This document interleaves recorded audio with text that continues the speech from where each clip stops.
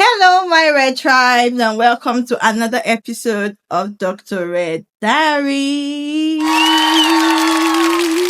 Today, I have a special guest. I used to call her drama queen because she's a medical doctor. She is my friend. She is for the former colleague, but she's here to also share a story without too much talk.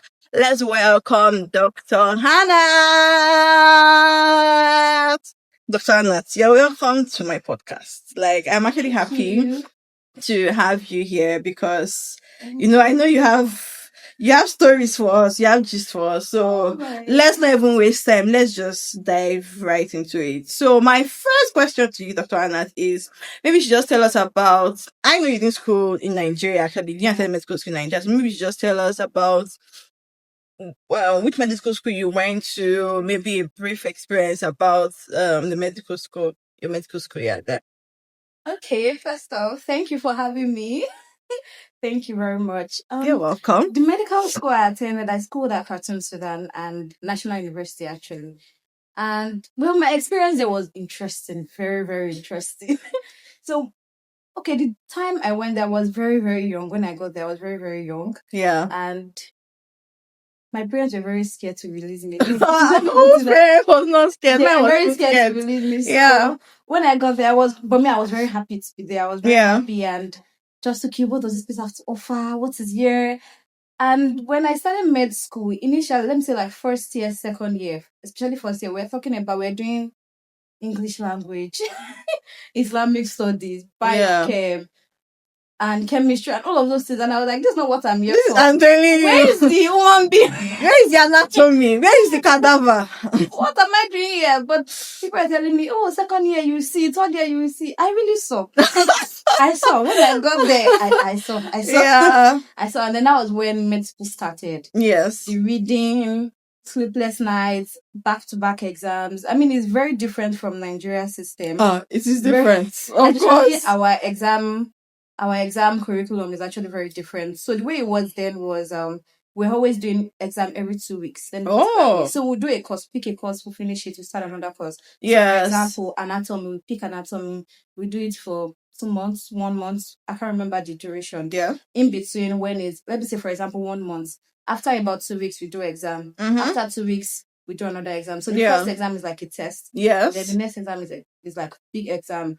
So we're doing exams back to back. Yeah. And then I just noticed that I was drowning in medicine. I was like, the whole of my life was literally medicine. Yes. So that was how it was. Then got back to Nigeria and let's before you enter you're coming back to Nigeria. Yeah, I think we had similar curriculum, sort of like, but the difference is that I schooled in Ukraine, and then of course I left early, 16 years. If you've not watched my first episode, go and watch it, please, because I spoke about when I went to Ukraine, and our curriculum is similar in the sense that yes, after every course we had the exam, we had test and exam, we had test, and I heard that's very different from the way they did the curriculum in Nigeria. But how was the weather like? How was it like? What even made you decide to come back to Nigeria? Why didn't you go to UK, US, Canada, like the rest of our brethren? Oh, okay. The weather was like extreme. There was no middle ground. Okay. If it's going to be hot, it's going to be hot. Yeah. If it's going to be cold, it's going to be cold. So it's not like Nigeria whereby there's a middle It's ground. tropical, yeah. Yes. It was extreme ends. That was how the weather was. And initially, it was very difficult to cope with the weather, especially when it's very hot. Yeah. Because I'm thinking, okay, Islamic country. If it's hot, I'm meant to wear singlets or something. Islamic country. You get. So, but then in the whole hot weather, we're still very covered up. Yes. Yes, but the difference is, I mean, I think a lot of people think that, okay, because an Islamic country, people don't open their hair. A lot of people open their hair. Okay, yes, I guess. But just like you won't be so exposed. I understand. You have to be moderate. Yes. Moderate. Yeah. And me coming back, to be honest, when I was coming back, the only thing in my head was I wanted to see my family. I was not thinking about, okay, long-term goals, short... Please. I'm sorry. That's what, to be honest, I just wanted to see my family because I didn't see them for like 3 years.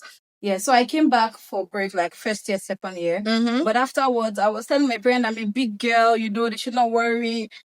So like during my third year, I was just very happy to see my parents. I just wanted to see my parents. I wasn't thinking about it. Was when I got back that it now hits me like, okay, I have MDCN exam. I have this. What is next? House job. I was already hearing MDCN is very difficult. People fail a lot. Where did you MDCN? Which state? Kano. Oh, really? I did mine in Lagos, actually. You're lucky. Actually, everybody keeps saying I'm lucky. Yeah, I did mine in Lagos, yeah. But that Kano, I was going to explore. When I booked my flight, I kept space. I wasn't even thinking about passing the exam. Yeah. I was thinking about going everywhere. From Kano, I went to Kaduna, I went to Abuja. I was exploring. While you were writing the exam? No, like, I finished my exam. After your exam, the next day I was out. Wow. I was out and about. Wow. So I wasn't thinking about, if I pass the exam. At that point, I wasn't really thinking much about it. Then after a few months, people will start asking you what is next. So do you want to do your master's? Do you want to stay here in Nigeria? Do you want to leave Nigeria? Where do you want to go to? I think that was when they started hitting me that this is serious business. Oh, my dear. serious business. So when I was just thinking about at that point that I wanted to taste everything. I wanted to know, okay, this is it. What do I really want? So I went, did house job. I just knew that I didn't want that aspect because I saw Shigi. I just knew that I did not want that aspect. So afterwards, I worked in like NGO company as well. I did HM. I mean, I'm still doing that. And then the whole healthcare and health tech system, I did all of that. And in between everything, I just gained serious and interest in the HMO business, health tech, insurance, and technology. So we're going to talk about health insurance because, of course, I'm also in health insurance. We'll talk about insurance in a short while. But I want you to ask a question. What do you have like what was your biggest culture shock? For me, like I spoke about in my last episode about, for example, when I went to Ukraine, the weather, the food, but like I know most people don't understand that when you school outside of Nigeria or even live outside of Nigeria and come back, especially when you live at a very young age, because I left when I was 16 and then came back when I was like 20, maybe 22 or 23. So you can imagine, like when I came back, I was already an adult per se. Like I was no longer a teenager. Do you understand? Do you get? So like most people don't understand that even though you were born in Nigeria, you travel out at a very young age and you stay out for a period of time and come back.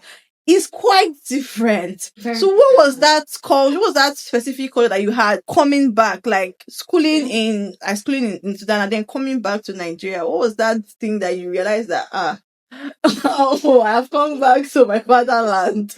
What was that particular thing that you can remember? The weather definitely number one. Yes. Another thing again is I'll say respect or hierarchy when it comes to things. When I was in school there, the respect was not that serious. Everybody were their colleagues. Yes. Let me go with that. Even my lecturers were calling them by name. Yes. They will even call you doctor. They'll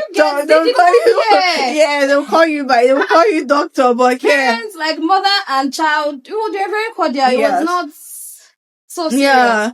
But then as I entered like this, from I was already seeing people prostrating for their parents. Welcome to Nigeria. It was different. Yes. And then the healthcare system, when I now fully entered, you don't have direct access like that to people, let me say consultants. Yes. Let me say, the head of departments, like that. Even senior registrar.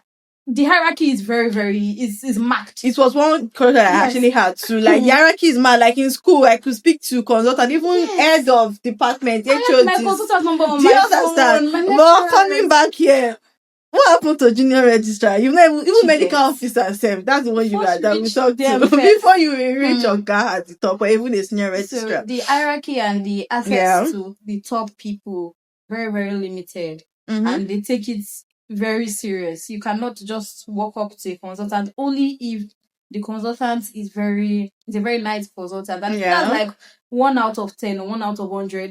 They are serious. Yes, exactly. Yeah, so another question that I have for you, this one is dear to me because I've seen my own shege. What has been your experience coming back to Nigeria and working as a female medical doctor. And see, there are people that will tell you, nurse Debbie, nurse now I still get I'm like, see, no offense to nurses, but I'm like, see, do you know this when I went to study medicine? So become a medical doctor, why are you calling me a nurse? Or the man that will come, or whoever will come, patient that will say, I want to see a male doctor. Are you the doctor? Like, when they look at you, they already believe that. What does this one? What do you know? What do you know? Like, I thought, I was even smaller than this, so I want to hear your story, actually. I think the one that it was like we're treating like a stroke patient, right? Yes. House officer at that point, the only house officer in the unit, neurology for that matter. Normal. You are seeing me every day. I am the one coming to come and meet you to collect. You can see the nurses, they stay on the ward. Right? Yes. But every time you see me, even with my lab coat, I had scrub, like my name was here, yes. doctor. But no, this man was say, nurse, sister. You get it? Nurse, sister. And they also think that they can talk to you anyhow. Yes. And okay, there was like this ward round, mini ward round, let me put it that way. So there's a male nurse, and then there's me that's a female doctor. Do you know this patient was just like talking to me anyhow, like I was nobody. You're a nurse, nobody. And then the male nurse came. Oh, doctor, what's the problem? He heard that. He heard, doctor, what's the problem? He called the man a doctor. That doctor, your nurse, your nurse. It's one, even till date, it's one challenge that female medical doctors face. And again, I'm not a sexist. I'm not a feminist or whatever. You don't even come from me, but because of the experience that we've had as female medical doctors, like, it's a challenge. It is a major challenge, and it is one challenge that I really want to really change, because you don't have to, when you now raise your voice or speak, you say, I don't have respect. I have someone like you at home. I have, like, do you understand? I don't have respect. You're a lady. You're supposed to speak like a lady. You're a doctor. You're supposed to sound like a doctor. Some even question your choice of occupation. Do you understand? Why are you a doctor? Do you understand? What are you? What about your husband? Yes. Oh my God. Like, it's another challenge. You get it's another challenge. Because especially if you're a female medical doctor and you're not married. Oh my God. It is. And those are the challenges again that I personally face. I'm sure you faced it. Like, moving back. Because all of this, I did not think about, I have to be married to study medicine. I have to also practice medicine. But guess what? Nigeria, they remind you every single time. They feel like, okay, if you're not married or if you don't look a certain way, you're not practicing medicine. You didn't study the medicine. Some people, they still say things like, you're a doctor, how will you have time for your husband? Yes. I'm like, okay, can you talk about me first? Let's talk about time for me. Let's talk about me first. You're not going to ask a male doctor that you're a doctor, how will you have time for your wife? Why are you not asking me that kind of question? So things like that, we need to change, please. Actually, we really do need to change. Okay, so let's talk about your transitioning because as for transitioning to, I have an episode that will talk about my transitioning to health insurance, and I'll talk about more on that. But I want to also talk about your transitioning to HMO in Nigeria, and maybe also talk about the differences, maybe advantage, disadvantage, benefit, pros and cons. But let's talk about your transitioning. Why you even decided to transition first, and your experience so far. Okay. I would say, why I decided to transition was when you're going to the hospital first, my house job experience was very bad. Are you serious? Yes, it was very bad because I was stressed to the point that I did surgery. I was the only house officer there. I was on call every day, 24 hours every day. I would sleep in the hospital, go back home, change, go back. So that change was very, very drastic. That I just was not okay with it. Yes. Okay, no problem. Let's try private. Anytime I'm in the hospital, I'm seeing people, I'm like, no. I just know that this is not it. This is not it. I'm like, this is not for me. Yes. And then I worked in another hospital whereby I was always looking for hospitals that would not stress me. I was very particular about that. I'm talking about the ones that would do it. I think an interesting person because you know what the fact that you said no, some people will be like, well, you're a medical doctor now. Like, why are you saying she got stressed? They should work 24 hours every day for 3 months or even 4 months. Do you remember that I felt sick when I was doing my house job? My second bed was emergency. From hospital, like I'm working in the hospital, but I'm sleeping in emergency as a patient because I was always falling sick. Yeah, you can go ahead. So I wanted even just hospital that has structure as well. Yeah. Yeah. So eventually I got an hospital. It has structure, but I had to leave. And I wasn't even still happy there, but compared to other places I've worked, I was still a bit happy. Yeah. Then the last place I worked before transitioning to HMO was alternate weekend call. Oh my goodness. Everybody is at home. Everybody's happy that it's a Saturday, but I am at work. And I'll just be at work and I'm like, what am I even doing here? That's the only thing. Ancianos and eteric, not fail oriented design. And when everybody enters, they want you to be smiling and happy. Yes. I'm like, you are the number 30 or 20, something that I'm seeing today. I cannot be happy. Like, do you understand? Like, you're like the number 30 something I am seeing today. I cannot be happy. Yeah. So, but everybody wants you to be happy, just to want to be there or be happy to be there. And I found out that I just was not getting satisfaction I wanted when it comes to happiness. And I'm someone that prioritizes my happiness, but I'm not happy somewhere. I leave regardless, to be honest. So, okay, I applied to an HMO company. I got the job. But at that point, I was still thinking of, do I want to go into HMO? So I just did not resume. Okay. I didn't resume. I didn't take the job. They kept on calling me, are you coming? I was like, no, I'm not coming. I needed to be sure because I know that if I'm going, there's nobody that is bringing me back. Yes. It's a transition that if you start it actually, you just want to continue. Yes. Because going back sometimes, just continue. It's a lot. Yeah. So, and I applied again to another HMO company. I got it. I was like, you know what? I'm doing this. Nobody might understand, but I'm doing this. So I just left and I started working there. Till now, I'm talking about till date. My parents still ask me, what am I doing?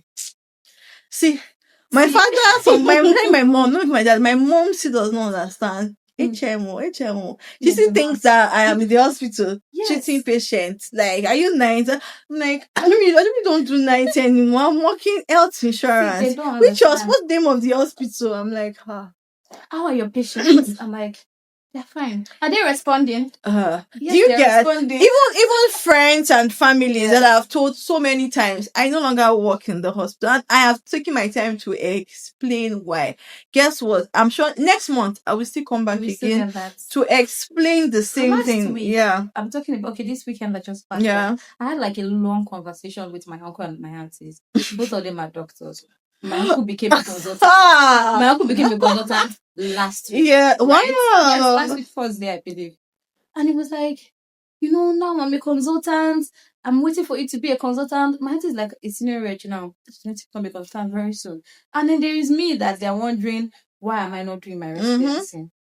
They've sent me a vacancy. They pitched for me. I got job General Hospital. I did not resume. The letter is still like at home. I'm just looking at the letter and I was like, nah, I don't want this. So I just dropped it. I was like, I do not want this. So they still do not get it. I'm still trying to explain to them. But I would say at this point, I don't even explain anymore. To be honest, I just take it as it is. Because I understand that their generation is either when you study medicine, you work in the hospital. When you study law, you are... There's this phase, yes. Do your house job. After house job, NYS, after NYSC, you start residency or you leave Nigeria to go and continue on that residency consultant. You don't get that. There are other aspects to medicine, to health. And it's important for us to really get into it. Why? If not, we will still continue in the same line of, especially this Nigerian healthcare system. We'll still continue in that same line because there's so much that we need to even talk about and put in the Nigerian healthcare system, especially. So that brings me to one question about, our wonderful Nigerian healthcare system. So, the question is, if you could redesign one aspect of the Nigerian healthcare system, what do you think it would be?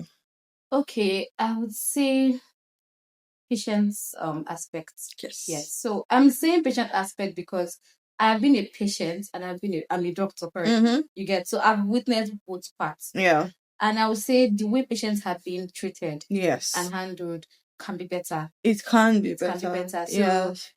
I'm talking about even how they are being spoken to. For example, somebody is on admission in the world. This person is going through pain or just discomfort generally. And then you're there just sounding very insensitive. Mm-hmm. It's just pain, you'll be fine. Do you understand? I've given you painkiller now. Why are you still crying? Like, come on. Do you get like? So, do you understand? yeah. I know the interesting part. I didn't realize how bad it was. I don't know about you, but I didn't realize how bad. I think we have had this conversation before, even when we were working together. I didn't realize how bad it was until I started working in health insurance, where you get to speak with the doctor or the nurse, like attending to the person prescribing something ridiculous, crazy, and you be like, it's not the same medicine that we studied, or even the way they would sound on the phone. Do you understand? When somebody dies, when you're trying to get them, what happened? The way they would sound very nonchalant, like Very, very it's nonchalant. crazy. Yeah. Very sad because even it's not. We're not even talking about. I'm talking about like from the top. Yes. I believe that if probably the people coming up are being cautioned from like, oh, don't do this, don't talk this way, just make it to get better. Yes. But they are speaking anyhow, and then people are just like they don't care.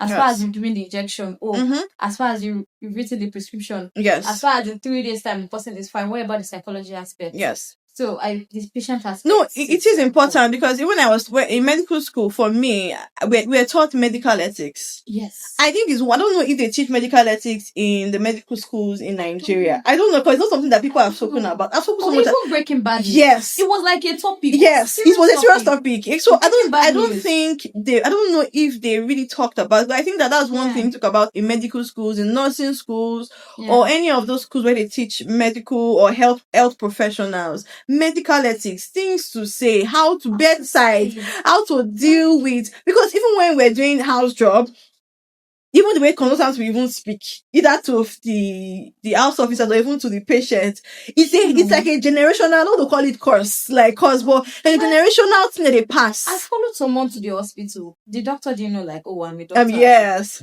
And then the way I was talking to the person, to be honest, at that point, the person was asking me, am I going to die? Because if you talk to me that way, just go and write your I'll just give up, like, there's no hope, yes. And then I had to be the one doing oh no, it's not that serious. This is what, and even the counseling, I believe that we can do better when it comes to counseling. Counsel people, let them know what exactly is going on. It's not just about what they are dealing prescribing with medication and giving them to yes. If you don't use the medication, this is the outcome. If you use the medication, this is the outcome. These are the things to avoid. These are the things to use. So patient aspects. Yeah, I completely agree with you. So I think my second to last question is, what advice do you have for like young doctors thinking of leaving or returning to Nigeria? Because Jackpot syndrome, I feel like that one will be another episode talking about the Jackpot syndrome and even the brain drain. But what advice do you think you want to give to maybe a young doctor thinking of leaving Nigeria, maybe schooled in Nigeria